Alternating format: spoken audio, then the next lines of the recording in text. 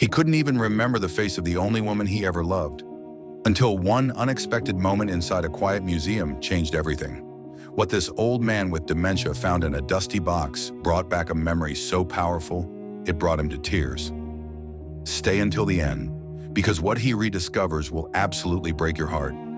But before we start our story, smash the like button, make sure to subscribe and hit the notifications bell so you won't miss any new stories. Meet Peter. Peter is an 83-year-old widower and father of two. He has lived a long and often difficult life, which luckily also brought some beautiful moments along the way. Everybody he has met would describe him as a very kind and special person. Grew up in a poor but loving family. Peter grew up in a poor family with 3 brothers and 2 sisters. He was the runt of the family. Even though the family had it rough financially, his mother always made sure her kids would be well fed and clothed.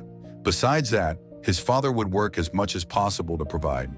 This made Peter into a kind person.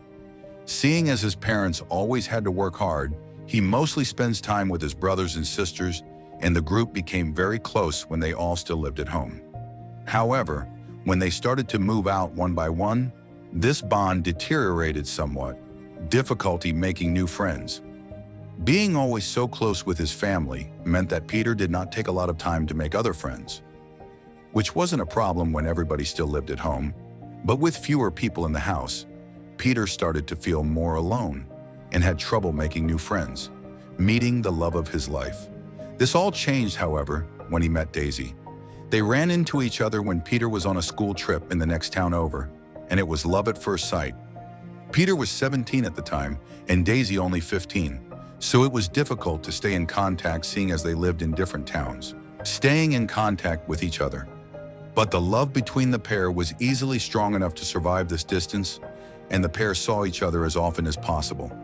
This became a lot easier when Peter got his first car, and it was fortunate that Daisy's parents didn't mind her spending a lot of time with Peter. They get married after 2 years. After only being together for a little over 2 years, the pair decided to get married. Peter asked Daisy's dad for his blessing, and he was overjoyed to give it to him. Daisy's parents had a lot more money compared to Peter's parents and were able to fund most of the wedding. Having their first child, Emily, soon after this marriage, they are blessed to welcome their first child into the world. They decide to name her Emily, and even though they don't have much, they spoil her with lots of love every single day. Having their second child, Eric, about 3 years later, they get their second child, Eric.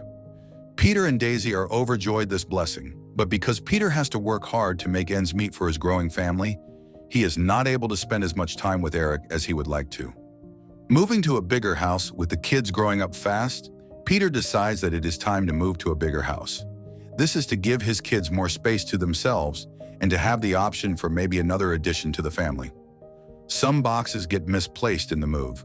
The move goes relatively smooth, but when settling in, they discover that a couple of boxes are misplaced and can't be found. They contact all the people who helped them move, but nobody has any idea. A lot of old photos are missing.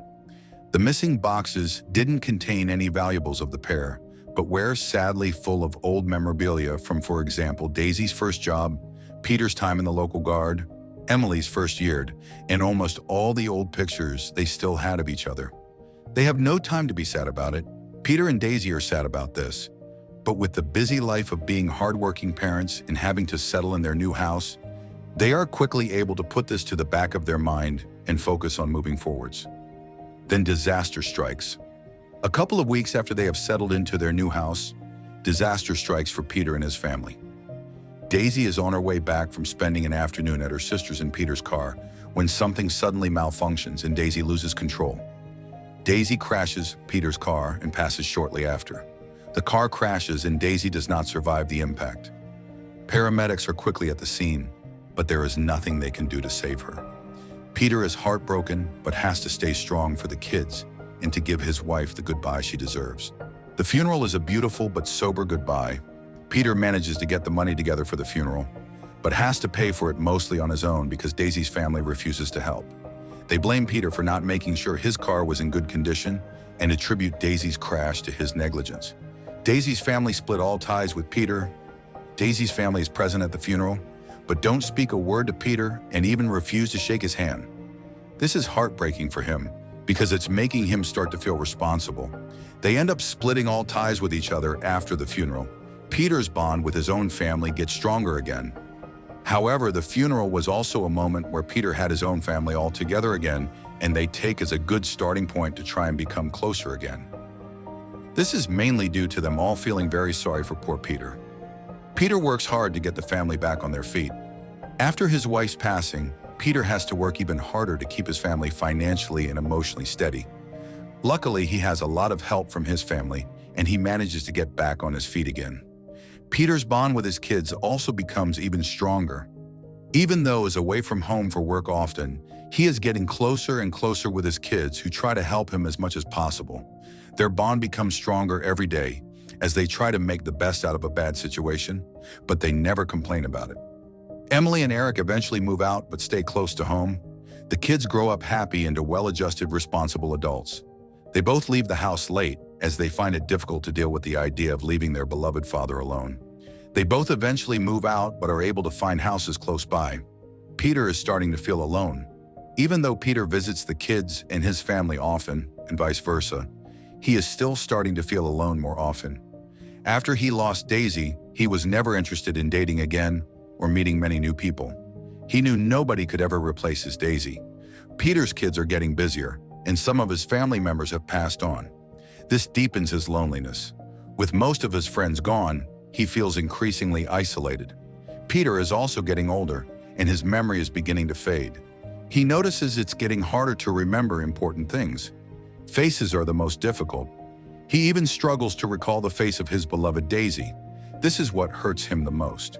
While he has pictures of his family that help refresh his memory, the photos of Daisy were lost during a move they made while she was still alive. That loss has become heavier over time. Hoping to help, Peter's kids decide to take him back to their old town. Maybe visiting familiar places would help revive some cherished memories. They start with the small house they once lived in. Unfortunately, Peter doesn't recognize the house at all. The current owners aren't home, so they leave a note with their number just in case. To make use of their time, they head to a nearby museum housed in an old building. While walking through the exhibits, they find a room showcasing local artifacts. Peter shows slight glimmers of recognition as they walk past certain items, but nothing truly connects until they reach the centerpiece. There it is, a uniform that Peter instantly recognizes. It belonged to the local guard unit he served in years ago, a time he deeply cherished but had forgotten. On closer inspection, they discover something incredible: Peter's full name embroidered on the jacket. They quickly alert a staff member who doesn't know the origin but offers to connect them with the museum's director. After confirming Peter's identity, the director tells them the uniform was found in a box donated a few years ago. The box came from a storage unit. The person who donated it thought the contents were of historical value and preferred they be displayed in a museum. When the director brings out the actual box, Peter immediately recognizes it. It's the same type he used during the move years ago. Curious, he looks inside. As Peter sifts through the items, he finds something buried at the bottom: a worn black and white photograph. He gently pulls it out, and suddenly everything comes back. It's Daisy, her face, her warmth, her smile. In that moment, Peter is flooded with memories so vivid and emotional that he has to sit down. Tears stream down his face. They thank the director and decide to let the museum keep the uniform. The photo, however, comes home with them. Back at home, the picture is placed in a frame and displayed where Peter can always see it. It becomes his most treasured possession. Though he rarely leaves the house now, that photo brings him peace and joy.